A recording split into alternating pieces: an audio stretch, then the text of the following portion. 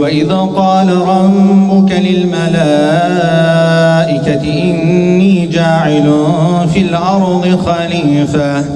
Hüdapar olarak bu konuda cesuruz, ilkeliyiz. Adımlarımızı, toplumsal o vicdanı oluşturuncaya kadar da Allah'ın izniyle devam edeceğiz. Adana İl Başkanlığımızın start vermiş olduğu madde bağımlılığı ile mücadele kapsamında farkındalık oluşturma yönelik basın açıklamalarımıza tüm hızıyla devam etmek adına tekrardan bir araya gelmiş bulunmaktayız. Bilindiği üzere Adana'mız sık sık uyuşturucu ile anılmakta. Bu konularda hem sosyal medyada hem de geleneksel medyada devamlı gündeme gelmektedir. Bugüne kadar yaptığımız basın açıklamalarında da defaaten dile getirmiş olduğumuz üzere madde bağımlılığına karşı ciddi bir mücadele sergilenmemekte. Özellikle de meselenin sosyolojik boyutu es geçilerek salt polisiye tedbirlerle meselenin hallolacağı düşünülmektedir.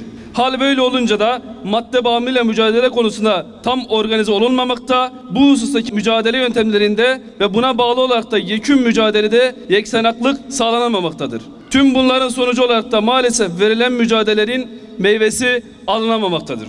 Bulunduğumuz ilçede ve gezmiş olduğumuz mahallelerde ciğerlerimizi parçalayan vakalarla karşılaşmaktayız. Anne babalar artık bir çare kalmış ve çocuklarının gözleri önünde eriyip gitmesine dayanamıyorlar. Bu anlamda çaresiz kalıp ilçe başkanlığımıza başvuran, yine madde bağımlılığı ile mücadele kapsamında gerçekleştirdiğimiz bir dizi geziler sırasında bize müracaat edip ellerimize yapışıp isyanı dile getiren aile fertlerini görmek inanınız ki bizlere de ağır geliyor. Bizler de onlarla birlikte üzülüyor ve kahroluyoruz. Pırıl pırıl evlatlarımızın zehrin pençesinde yitip gidiyor. Nice yuvalar dağılmış, nice çocuklar anne babasız kalmış durumda. Bu duruma artık dur diyecek yok mu feryatlarını duyuyoruz. Anne babalar çocukların ölmesini dileyecek hale gelmiş durumda. Tahayyül edebiliyor musunuz? Bir anne baba düşünün, çocuğunun kurtuluşu bir bakıma da kendi kurtuluşları için okuyamadığı evladının ölmesini diler duruma gelmiş. Buradan tüm yetkililere sesleniyoruz. Bu hazin duruma daha ne kadar kulak tıkayacaksınız? Yine uyuşturucu sorunun büyütülecek boyutta olmadığını iddia edenlere de